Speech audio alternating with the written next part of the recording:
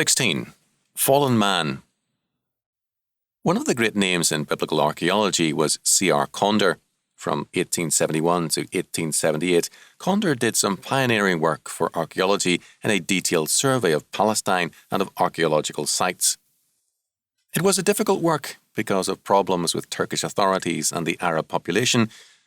In one of his field reports, Lieutenant Conder wrote of the people there, quote, "They are all born with stones in their hands," end quote, ready to attack people. He had seen firsthand the fallen, sinful nature of man without any of the restraints of a Christian society. His experience threw a light of daily confirmation on St. Paul's insistence, quote, "There is no one righteous, no, not one," Romans 3:10.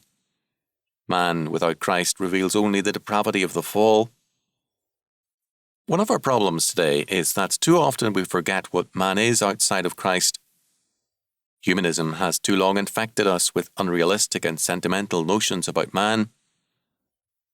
If all men were born good, then we would need no laws, police, or civil government, because all men would simply manifest their natural goodness and all would be well.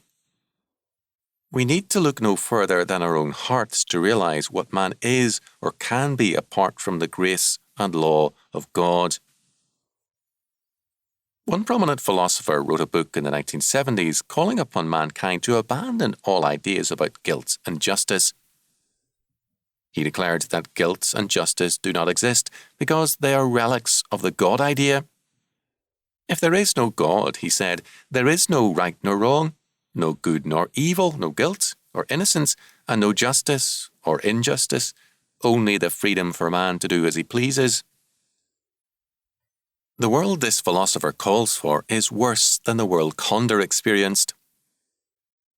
Which world are you working for and a part of? Christ's or this philosopher's?